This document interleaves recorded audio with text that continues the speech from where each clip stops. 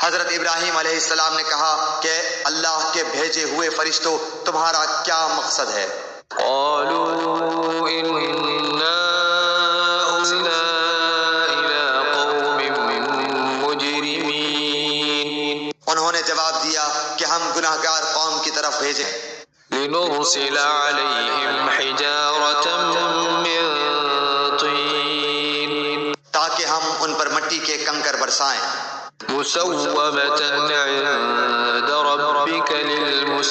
للمسرفين جو تیرے رب کی طرف سے نشان زدہ ہیں ان حد سے گزر جانے والوں کے لیے فأخرجنا من كان فيها من المؤمنين پس جتنے ایمان والے وہاں تھے ہم نے انہیں نکال لیا فما وجدنا فيها غير بيت من المسلمين اور ہم نے وہاں مسلمانوں کا صرف ایک ہی گھر پایا وتركنا فيها آية للذين يخافون العذاب الأليم اور وہاں ہم نے ان کے لیے جو دردناک عذاب کا ڈر رکھتے ہیں ایک کامل علامت چھوڑی وفي موسى إذ أرسلناه إلى فرعون بسلطان مبين موسیٰ علیہ السلام کے قصے میں بھی ہماری طرف سے تنبیہ ہے کہ ہم نے اسے فرعون کی طرف کھلی دلیل دے کر بھیجا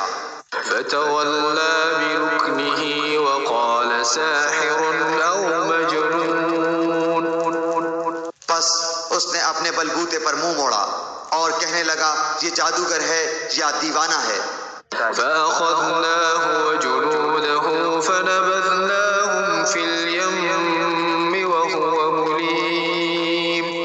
بالآخر ہم نے اسے اور اس کے لشکروں کو اپنے عذاب میں پکڑ کر دریا میں ڈال دیا وہ تھا ہی ملامت کے قابل وفي عاد إذ أرسلنا عليهم الريح العقيم اسی طرح عادیوں میں بھی ہماری طرف سے تنبیہ ہے جبکہ ہم نے ان پر خیر و برکت سے خالی آندھی بھیجی ما تذر من شيء أتت عليه إلا جعلته كالرميم اور وہ جس چیز پر گرتی تھی اسے بوسیدہ ہڈی کی طرح چورا چورا کر دیتی تھی وفي ثمود إذ قيل لهم تمتعوا حتى حين اور سمود کے قصے میں بھی عبرت ہے جب ان سے کہا گیا کہ تم کچھ دنوں تک فائدہ اٹھا لو فعتوا عن أمر ربهم فأخذتهم الصاعقة وهم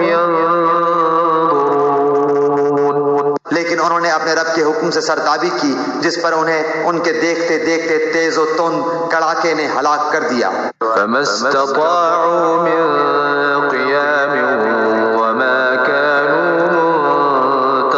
منتصرين پس نہ تو وہ کھڑے ہو سکے اور نہ بدلہ لے سکے وقوم نوح من قبل إنهم كانوا قوما